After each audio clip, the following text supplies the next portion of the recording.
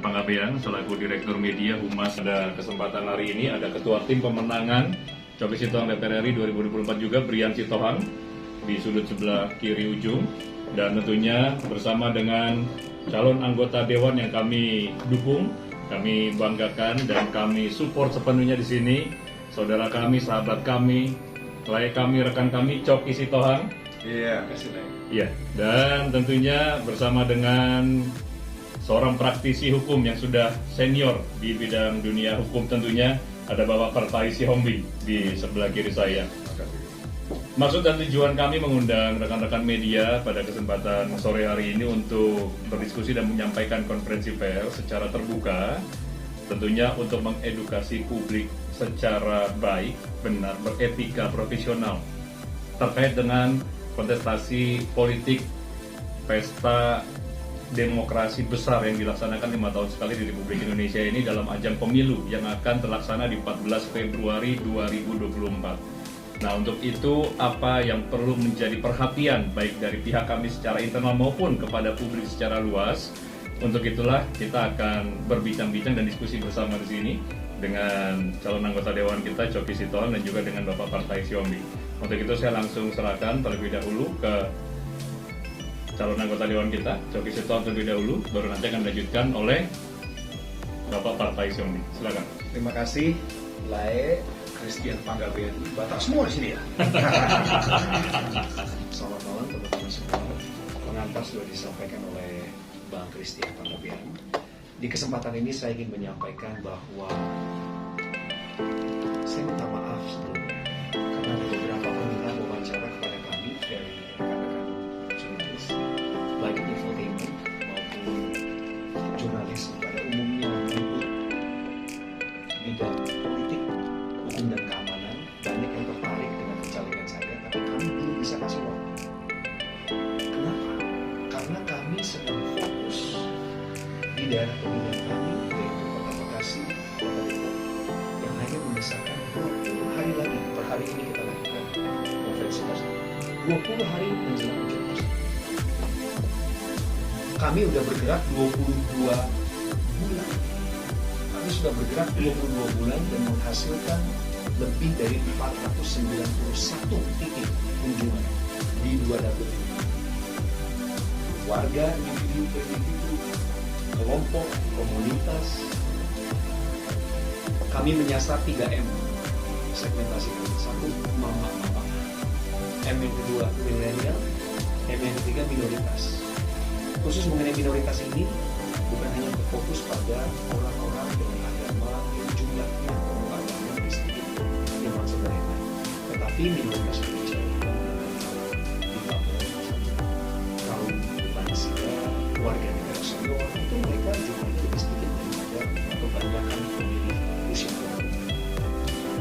Itulah kenapa saya hari ini terima kasih kepada ibu saya karena mereka menginisiasi. Menginisiasi kumpulnya rekan-rekan jurnalis, rekan-rekan seprofesi dulu saat aku masih jadi wartawan. Saya terima kasih, ini waktunya kita ngobrol supaya teman-teman juga bisa mengawal demokrasi. Kenapa bersama Pak Partai Sihombing, Amang kami, saya manggil beliau ini Amang. Ini udah saya anggap Bapak. Keluarganya dan keluarga kami selalu beririsan, ketemu terus dalam berbagai pertemuan penting keluarga, casual, formal. Tapi Amang Partahi ini seorang warga negara yang punya hak pilih suara, yang juga sudah punya pilihan hati untuk menentukan arah bangsa terhadap siapa pemimpin nasional kita berikutnya. Beliau punya. Saya nggak perlu tahu. Saya nggak perlu juga paksa-paksa beliau ikut pilihan saya. Nggak ada cerita. Saya hormati beliau, saya hormati pilihan Pak Partai. Tapi dalam soal pencalegan saya, majunya saya dalam kontestasi menjadi calon, saat ini calon anggota DPR RI, beliau melihat ada satu hal yang urgensi di sini. Jangan sampai pencalegan ini yang nggak kalah penting dalam demokrasi kita tenggelam karena isu pilpres. Contoh, gara-gara orang terlalu fokus sama pilpres, orang lupa untuk menilai bobot bibit-bebet seorang calon wakil rakyat. Akibatnya apa? Aspirasi masyarakat jadi tidak bisa diperjuangkan.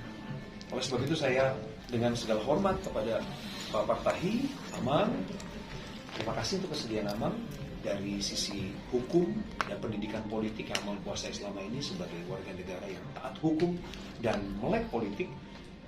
Kami mohonkan Amang, jika ada lingkungan kami mengalami gangguan-gangguan hukum, khususnya menyangkut masalah pemilu ini, maka kita sebagai orang yang disumpah di depan negara untuk membela kebenaran dan keadilan, kita tidak boleh berdiam diri. Kita sama-sama berjuang mengisi kemerdekaan. Demikian dari saya. Terima kasih. Baik, timbal balik dalam pengertian karena sudah kenal lama gitu ya. Sama Coki ini udah kenal 20-30 tahun, dari mulai muda, dari mulai sebelum dia married saya udah kenal gitu. Sehingga saya paham, karena saya kenal keluarganya juga, saya ngerti siapa dia gitu kan. Karena di dalam situasi seperti ini, konsentrasi seperti ini, jangan kita semuanya hanya berfokus kepada pilpresnya aja. Ya, ini adalah satu bagian yang gak terpisahkan, ya, karena keduanya harus berjalan, ya. Nah, kriteria yang kita tetapkan untuk siapapun itu akan mewakili. Kalau namanya presiden nanti mewakili kita di pemerintahan, ya, menjadi kepala negara.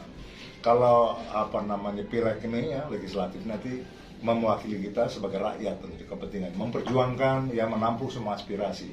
Jadi kriteria apa yang diperlukan bagi orang-orang yang kita mau pilih, ya, untuk menjadi wakil kita? Tentunya harus tetap memenuhi kriteria positif yang 3 hal kalau menurut saya.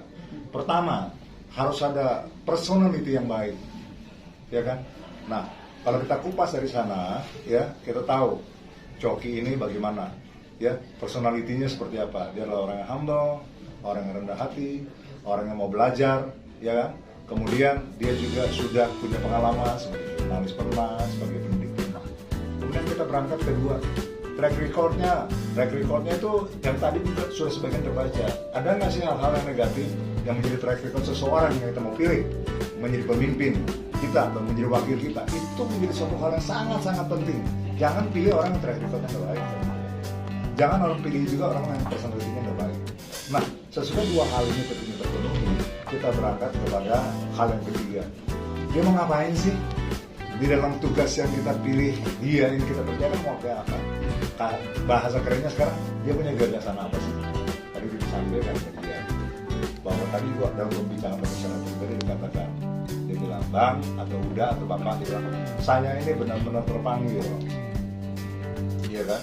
Bukan karena saya katakan ada sesuatu kepentingan, ya, mencarikan diri, nggak ada kepentingannya. Toh dia nyaman dengan latar belakang dia, ya, dengan pekerjaannya dia, dengan aktivitasnya dia. Tetapi kalau sudah mengatakan panggilan, ya itu memang yang kita inginkan seperti itu. Orang maju menjadi pemimpin atau orang maju menjadi wakil rakyat harus panggilan.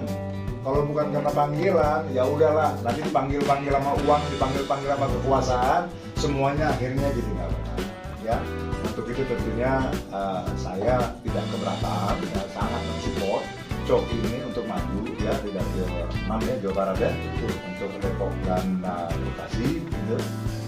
Saya yakin dengan track recordnya dia, dengan personality-nya dia, dengan gagasan dia, masyarakat bisa mendukung. Nah, apa peran saya di sini? Tentunya saya sebagai seorang lawyer profesional, ya kan, saya tentunya punya kewajiban juga, ya, menjaga bahwa jalannya kontestasi ini harus dalam pengertian rule yang benar. Mengawal pencalekan di hasilnya, emang sudah ada indikasi-indikasi kecurangan seperti apa yang Bang Coki lihat sehingga merasa perlu menggunakan Bang Partahi sebagai pengacara? 17 Januari yang lalu, tahun 2024, kami dengan tim hukum para pelaku hukum Indonesia usia milenial sudah mengadakan konferensi pers di Depok. Mereka semua anak-anak muda yang terpanggil mengawal sesama anak muda. Ini pengacara-pengacara baru apa? Ya. Fresh graduates, seger, pemikirannya masih nggak bisa dikontaminasi. Mereka membuat sebuah aksi menyampaikan aspirasi mereka di depan jurnalis. Tujuannya adalah ini, supaya rekan-rekan yang berkontestasi di pemilihan legislatif ini jangan mengambil jalan pintas menuju keterpilihan. Jangan melanggar etika. Contohnya etika apa? Misalnya, kalau kakak-kakak semua lewat pinggir jalan kan melihat nih banner-banner, reklame-reklame, ada spanduk. Bisa loh spanduk caleg itu, di mana kami ini berinvestasi di sana, uang kami keluar di sana, kami berkorban. Tapi hari ini dipasang, besoknya lenyap. Bisa juga sudah dipasang titiknya secara etika sudah pas, tidak mengganggu ketertiban umum, tiba-tiba diblok pandangannya oleh sesama kontestan. Ada juga beberapa yang brutal, dirobek, dicoret-coret. Coba kakak-kakak perhatikan, banyak terjadi di Jakarta, di Bekasi, dan di Depok. Dan itu terjadi bukan hanya pada kami, tapi pada orang lain, rekan-rekan saya, sesama caleg. Saya ini prihatin melihat begitu. Bukan saya senang, spanduknya caleg lain dicoret-coret, dirobek, rasain loh. Nih lihat spanduk saya paling bagus. Saya nggak suka dengan cara seperti itu. Saya bertanggung jawab terhadap para pemilih pemula dan kepada seluruh masyarakat. Sebagai calon anggota legislatif, patut kita menjadi suri tauladan bagi mereka yang sedang berkontestasi. Jadi karena adanya indikasi kecil, itu baru kecil itu, baru gangguan ketertiban umum, belum cerita mengenai nanti di TPS yang menjadi sebuah sistem terstruktur, masif, dan patut diduga. Kita mesti antisipasi, memang nggak boleh polos-polos kita. Oleh sebab itulah hari ini kami mendatangkan Bapak Partahi Sihombing sebagai bagian daripada gerakan ini. Ini bukan gerakan jago-jagoan pamer-pamer kekuatan, enggak. Saya ingin menyatakan kepada publik bahwa kami siap untuk mengawal aspirasi masyarakat kami dari sisi hukum. Nah, kalau mereka percaya pada kami supaya kami jadi wakilnya di DPR RI, maka proses ini nggak boleh diganggu oleh siapapun dalam kontestasi. Itu maksudnya. Oke, Bang, Bang tadi Partai, khawatirannya bukan ditanggapi secara konotatif, tapi yang saya maksudkan dalam pengalaman saya, karena Pilpres itu begitu heboh, pusat perhatian, rasa-rasanya semua mata publik tertuju ke sana, sampai-sampai waktunya kan habis ke sana nih. Publik itu melupakan hal yang penting lainnya. Jangan lupa loh teman-teman, pemerintahan itu ada 3, eksekutif, legislatif, judikatif. Tidak ada yang lebih dominan dari 3 ini. Semua punya perimbangan yang sama. Memilih presiden sama pentingnya dengan memilih wakil rakyat.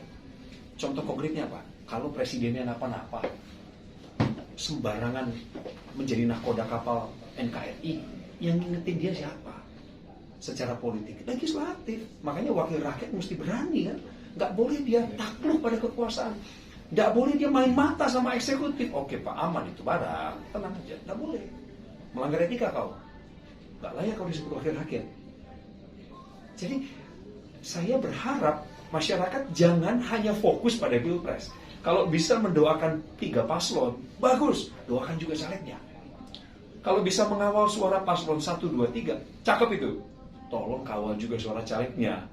Karena sebenarnya, seyogianya, sepatutnya, suara masyarakat itu dititipkannya lewat legislator. Itu maksud saya kepentingannya, Mas. Jadi tidak bermaksud untuk membawa isu ini ke ranah yang negatif. Ya, dari mulai kemarin kita bicara ini bagaimana saya harus juga tampil menyampaikan statement, itu juga merupakan pertimbangan gitu. Tapi saya mesti sampaikan sekarang ke media bahwa kalian yang kenal saya, ya terutama dalam hal untuk Pilpres Pilek ini, kalian mesti paham bahwa saya orang yang tidak punya partai. Saya non partisan. Jadi kalau kemarin atau kapanpun, ini besok-besoknya ada yang kita mau lanjutkan lagi nih ya, untuk katakanlah ngebantai yang di seberang sana gitu ya. Tapi pembantaian ke sana, posisi saya non partisan. Jadi artinya untuk Pilpres memang sudah final buat saya. Saya memang mendukung kepada paslon yang sudah kemarin kita sudah sampaikan. Tetapi untuk Pileg itu berbeda gitu loh buat saya. Ya kan? Nggak ada hubungannya. Saya bukan PDIP, gitu. Saya bukan Golkar, saya bukan Demokrat, saya bukan siapa-siapa. Saya Partai Sihombing sebagai seorang lawyer, ya kan. Kemudian punya kedekatan dengan Coki.